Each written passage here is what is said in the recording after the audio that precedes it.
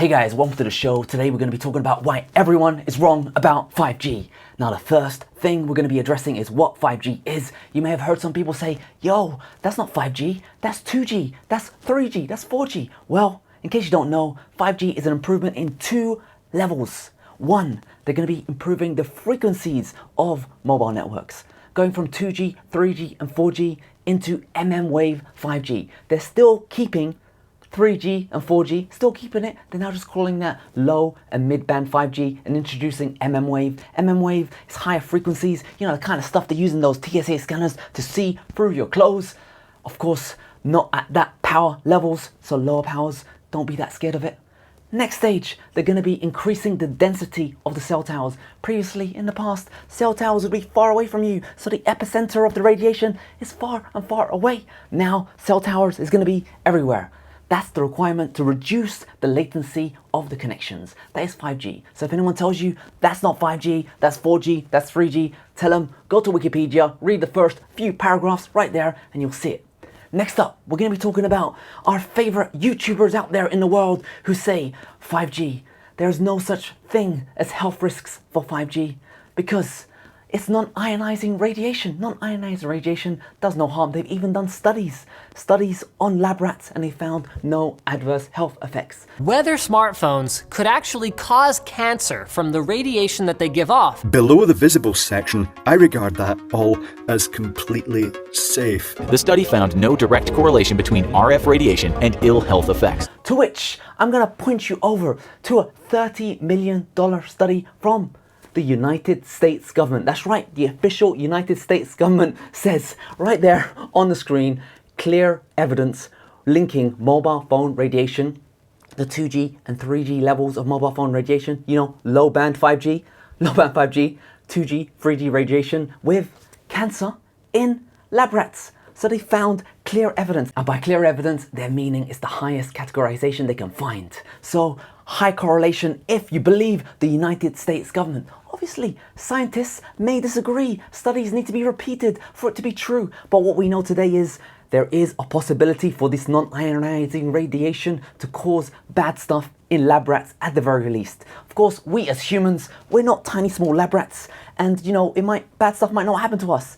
Next up, let's talk about the next theory that's going on the YouTubes over here, and they're saying that it's not the cell towers they should be afraid of, it's mobile phones. Your cell phone radiation may just be more dangerous than... Of course, if you stick your head up to your shoe phone for 24 hours a day. The radiation levels coming out of these mobile phones, if you stick it to your head 24 hours a day, that's when bad stuff may happen to you.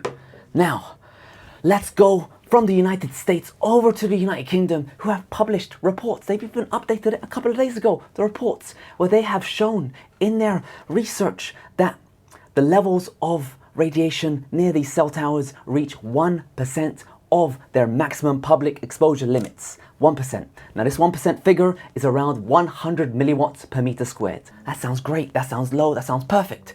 Now, let's see what a mobile phone, how much radiation comes out of it during an active phone call. As you can see from this meter, it's going between 2,000 to 5,000 microwatts, which comes to, at most, 5 milliwatts per meter squared. 5 milliwatts per meter squared versus 100 milliwatts per meter squared.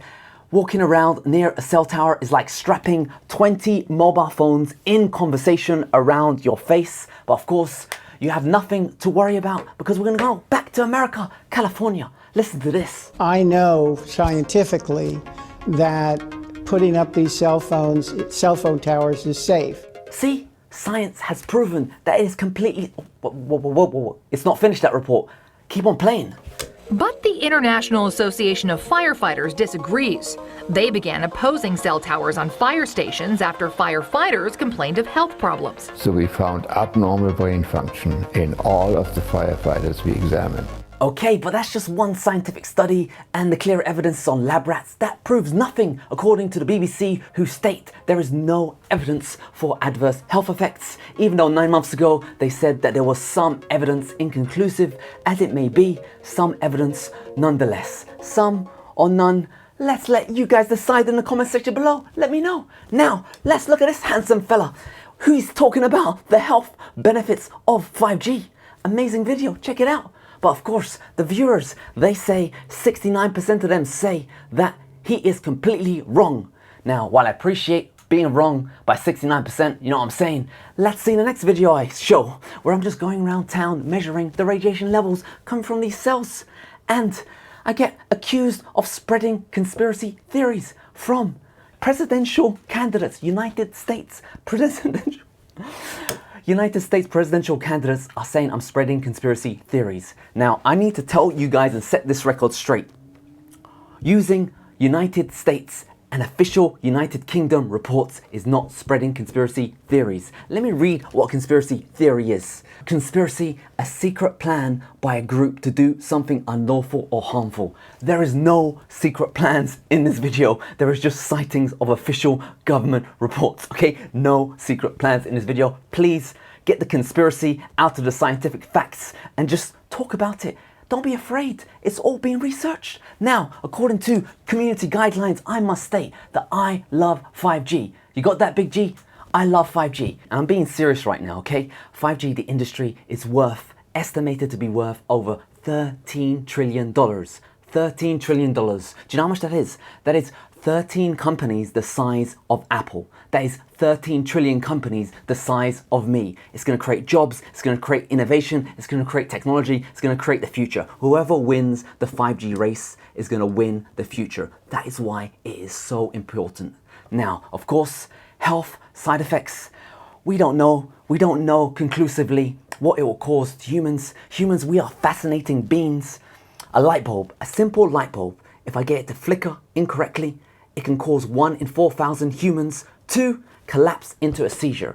I give a human a peanut, they may also collapse in a seizure. We are very experimental beings, so we don't know for sure the adverse health effects. We don't know it might make us super strong. Like, you know, all the Avengers, they had radioactive experiences there. Of course, different type of radiation, don't be afraid, but it may have good side effects.